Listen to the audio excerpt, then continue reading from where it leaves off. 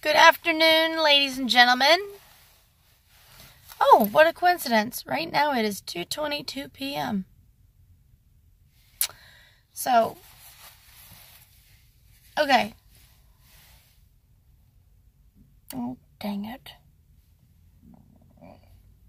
I just finished my nails and I already ruined, there's always one finger I always screw up on. And it's, oh well.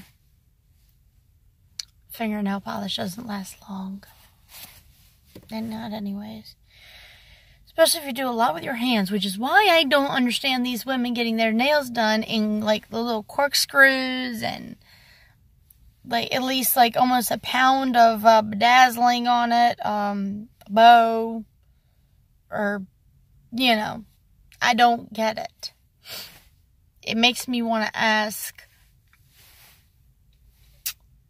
do you work? Especially the women with the long fingernails, you know, that really long and unfunctional.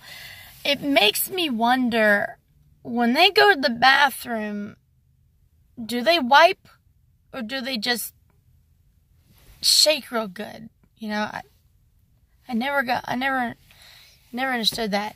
And I never, you know what? No. I never had the opportunity to ask one of them. I've always wanted to ask them, your nails are really beautiful and very, very long. I'm talking about like this long. But I just have one question, and this is why I don't ever get nails like this. Really? What's that? How do you wipe yourself? Like if you do number 1 or number 2, especially number 2. And how long does it take for you to like wash your hands and wash your nails afterwards? Because I know you got some residue on that. I mean, I'm thinking functionality. I don't take part of any kind of style if there is little to no functionality in it. You know? Really. I mean, I'm sure it feels really good to like scratch, like if you have an itch, like on your leg, and I'm sure it feels good like running your nails on your scalp. It's like, you know, and if you can reach a scratch on your back, I'm pretty sure it feels amazing. But as you're like getting shoes on, putting clothes on, putting bras on, you know, things that require a lot of hands and finger movement. Oh, and I would like to ask them, how in the world, if you were to change a tampon, how do you do that without stabbing your no-no bits with them nails? Because I just don't see how that's happening. Or do you just bleed over everything? And I don't know.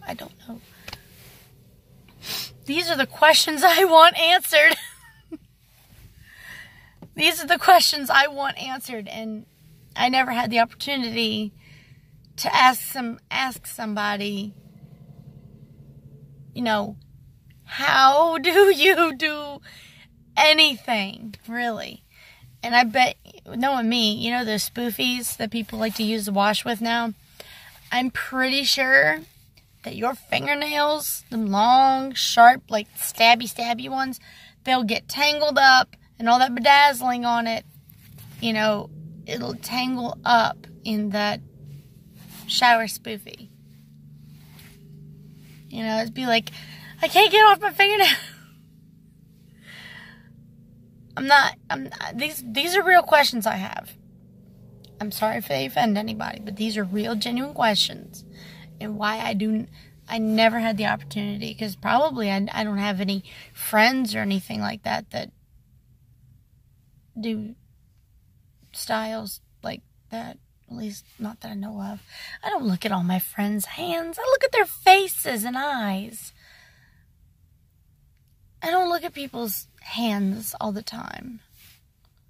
That's what judgy people do. They look at people's hands and clothes and feet and other judgy things. I don't know. But anyways, let's talk about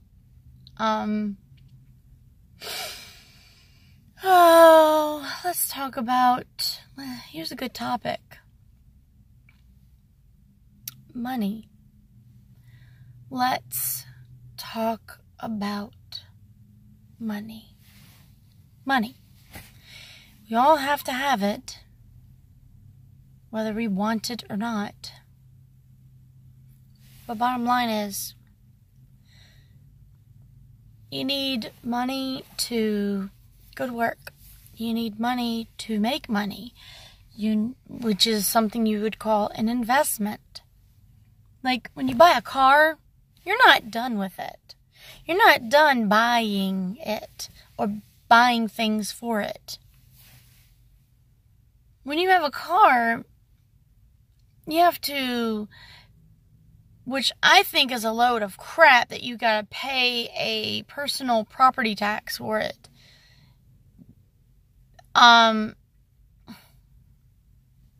You gotta pay for the right to have it. You gotta pay for the license. You gotta pay for the inspection. And you gotta pay for the inspection sticker. Now, I do understand the inspections, and I do understand the whole thing with, oh my gosh.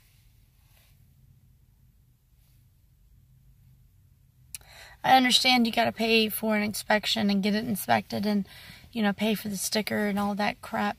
And I do understand the whole thing with paying for license plates and the stickers for the license plate. But, anywho,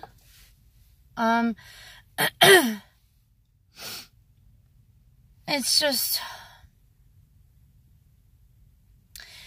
you're constantly buying something for it. You're buying gas to put into the vehicle to get you to the job that pays you more money. And you pay, like, you buy things for your job, like food to eat at work, clothes to wear that are work appropriate, the vehicle and all the upkeep on it to get to work safely in one piece. You pay for the gas to get you there. You pay for the food. You pay. The thing is, I'm saying, is money is everywhere. Thing is, money is tied up in a lot of things like housing and utilities, food, clothing. And if you have pets, you pay for the vet visits, you pay for the shots, you pay for everything. You pay for their food, their litter, their leash, their collar, their license, their everything. I mean, it's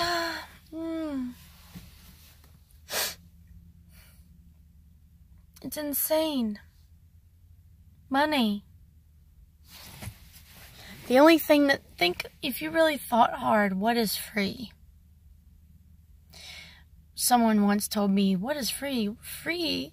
What is free? They said something like,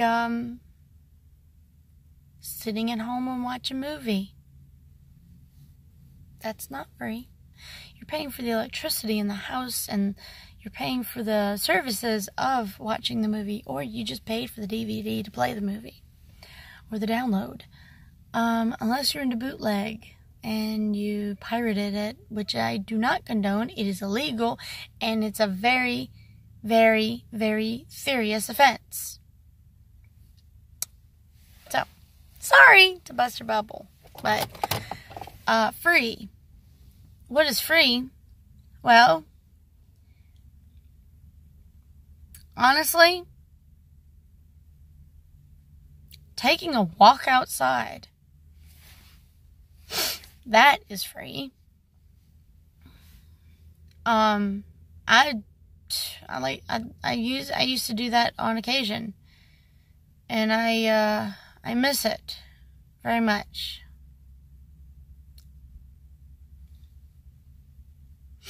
That is free.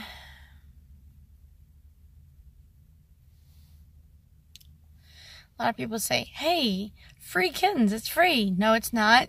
You're paying for the upkeep, the food, the everything, the vet visit, everything, because you want your animal to be healthy.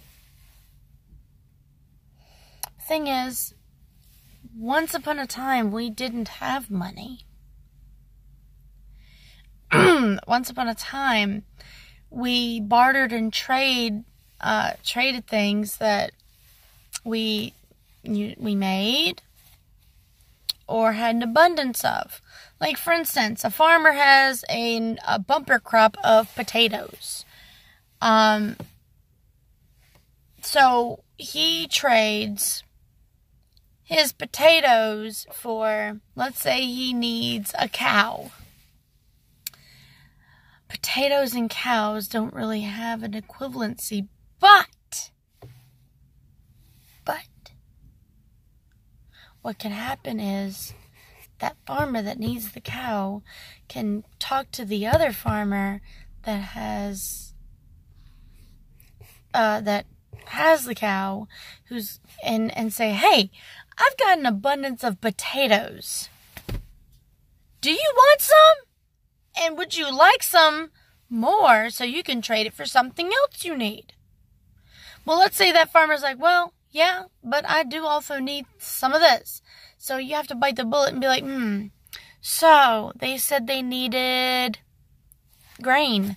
I've got enough grain. I can be fine without, a certain amount, so I'll let that go. So, potatoes and grain, hey, for the whole family, there you go. Dude man got a cow. Barter and trade. Or if someone said, well, I have a windmill that needs to be fixed. So, someone in your family who can fix a windmill, and they'll be like, hey, I need this that this person has, and they said they wouldn't give it to me until their windmill is fixed. So it's even trade, and I will do something for you for your services for that. So it's basically everybody helps each other, and they get something in return. Or they just have an IOU, like, hey, when I need you, I'm going to come for you, alright? Okay, cool. End of story. Later on down the road, they're like, oh my God, I need firewood and my, and everyone in my family's sick. Remember that thing I did for you? Yeah, I'm coming, fam. They come over there, help them out. Hey, everybody happy. So, long ago, we did that. Barter and trade. And then, I want to say it was the Romans. I want to say it was the Romans or Greece, or the Grecians that, I think it was the Romans or the, or someone in that area. They came up with coins. They came up with money. So, with that being said, came the birth of currency. And everybody knows how greedy the Romans and the Grecians were. I mean, heck, I think the first person to try to conquer the world was Alexander the Great, I think.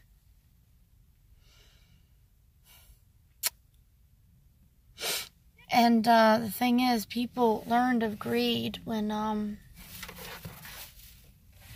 people would have an abundance over something, and they would be prideful of it. And with pride comes greed.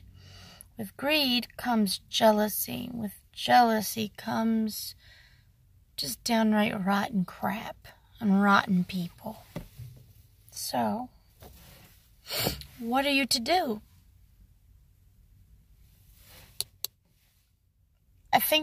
I'm not sure where the birth of paper money came from, but the thing is, it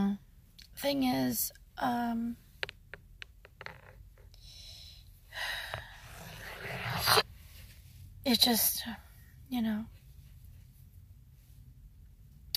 now we've got people that, they're greedy over attention. Greed can come from anything, and it's a shame, because let's face it,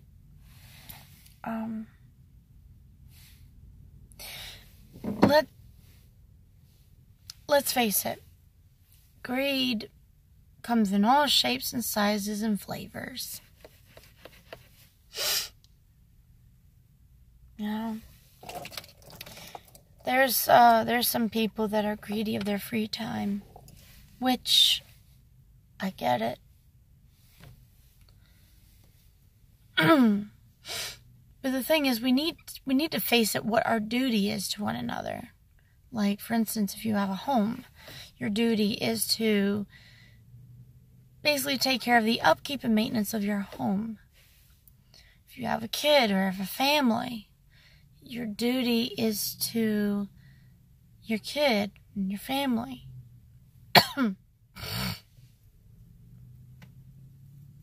You have to willingly give unto yourself to what truly matters, and hell be damned greed. Sure, it's nice to, think of yourself for once in a while, but know when to stop. An overabundance of anything is not good. Everyone's like, you can't overdo water. Water is so good for you. Water is this, water is that. Too much water can be detrimental to you. If you drink too much water, your kidneys and your liver and your bladder will be overactive. You gotta think of that. Like, for instance, my father, he was told that he should go on a diet and drink more juice. Drink more grapefruit juice. My father drank so much of that stuff that, the huge tins of pineapple juice, he would drink those, and he would eat so much fruit to the point where he became diabetic. And he had acid reflux with all the daggum citrus juices that he had. Acid reflux, really bad. So too much of anything can be bad for you. Too much vegetables. Too much vegetables can be bad for you. It can plug you up, cause hemorrhoids, and gastrointestinal issues. Too much meats are not good, are bad for you too. So, too much of anything can be bad. Hey, too much working out can be bad for you. Trust me. I knew some people that would work out every free second they had. Every free second they had. The only time they were ever at home was to shower, eat whatever meal that they had, that they were, the time for, and sleep. That was it. They didn't even have a TV in their house. So, too much of anything can be bad. And they did at the point where their muscles were actually cramping their cramping their intestines. So yeah, wasn't good. And their feet, God, their skeletal structure couldn't handle it either. So, the thing is, too much of anything can cause damage. You have to learn to balance. A little bit of this, a little bit of that,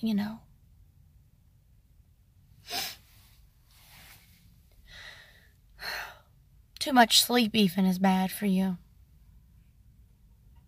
You screw up your natural melatonin. So anyways, for bad things and good things, too much of any one of those can be bad. It's all about balance. It's all about You know, doing a little bit of everything. I mean, even I have this balance thing going on to the point where I don't want to be too good, because if I'm too good, I feel like, you know, I'll end up becoming naive and jaded. And I really don't want to be that, because I've been naive before and I was taken advantage of greatly. For a good 3 years, I'll never get back in my life. Ever. Ever. And I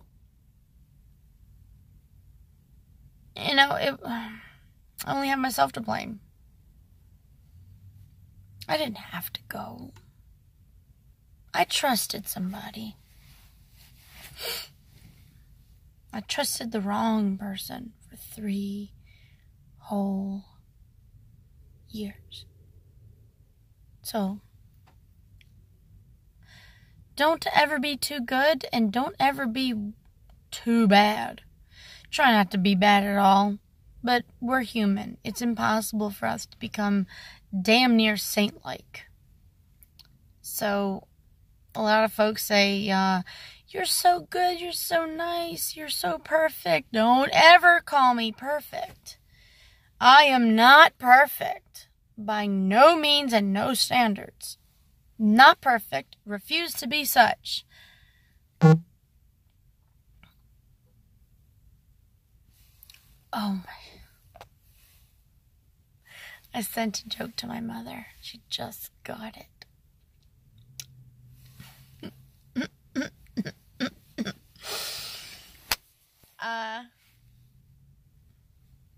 Balance. You gotta balance your humors. You gotta take care of yourself. And these people with these goddamn luggage racks look like cops. They should get pulled over for impersonating an officer. Can you imagine that? Is there a problem, officer? Yes, you're impersonating a soldier. Impersonating an officer. Really? How? Your luggage rack looks too much like light bars.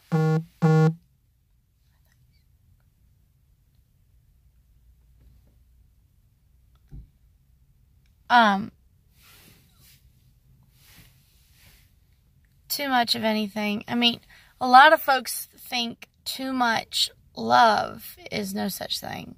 Well, yes. Yes, that's true. But there is a risk to loving too much. Especially loving the wrong person. Oh dear. Especially loving the wrong person. If you love the wrong person, it's going to hurt you badly. Some people recover, some people don't. I personally know of a guy who is being loved by somebody new, someone who has not hurt him. And yet,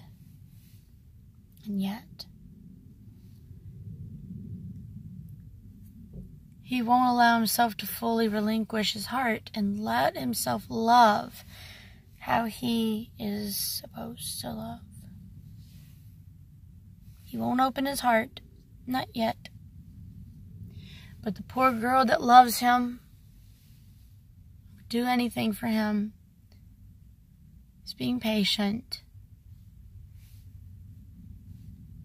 And in a way, he's withholding his own heart because somebody hurt him. Not her, but somebody in his past, another woman.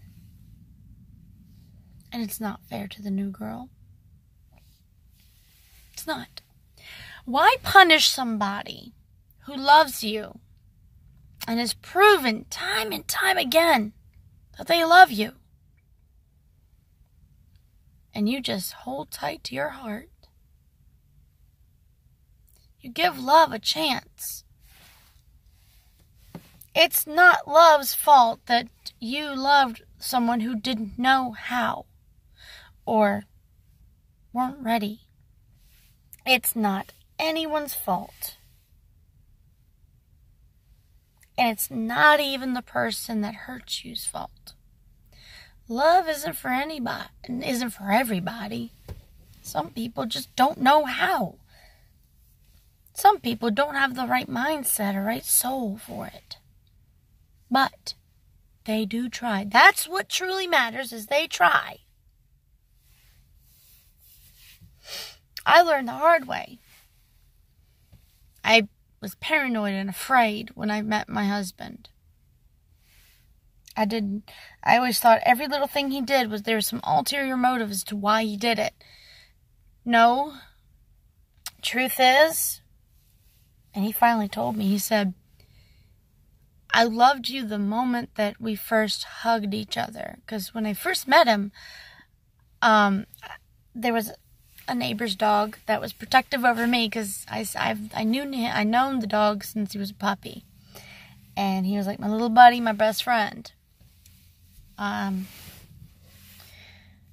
story short, when he saw that there was a gentleman pulling in a truck that he didn't recognize, that dog was running over to me, getting ready to protect me, because I had an ex that did come by at some point and cause problems, and it took that dog to pretty much chase him away. So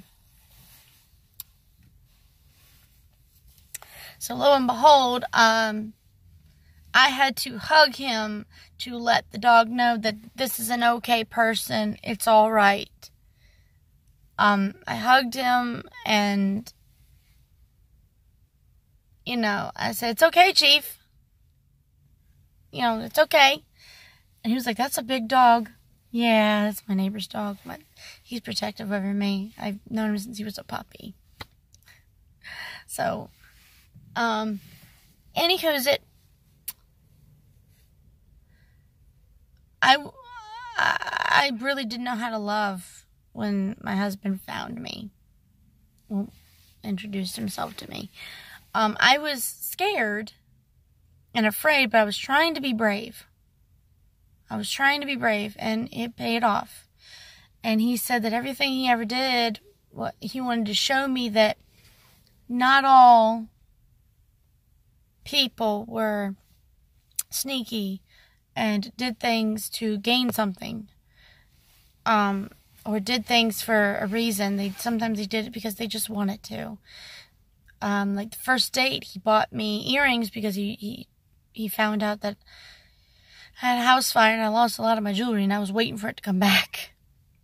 And he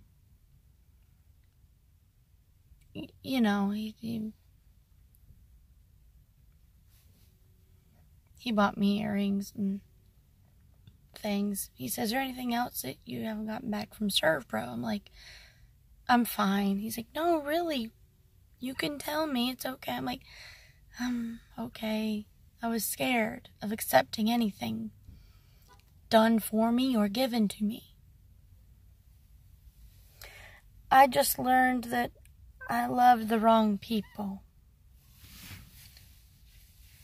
because they didn't know how to. It's all about balance, and you have to make judgment calls.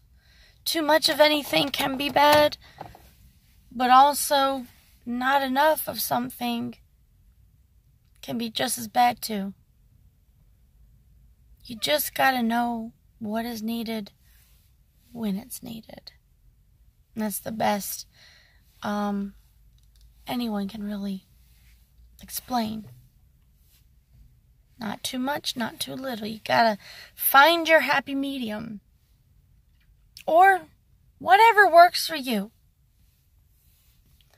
There's some people I know that are just all good, and it works for them. Basically, love and light, but take no crap from people. So, I hope that's helpful. And I was trying to answer a lot of questions and explain and give advice on certain things. In one video. I had a lot of messages, so I figured I'd answer as much as I can. So, all about balance. So, that's all I have time for today. Love and light to you all, and I hope you all stay safe, and I hope you all have a lovely day, evening, night, whatever. A lovely today. Bye.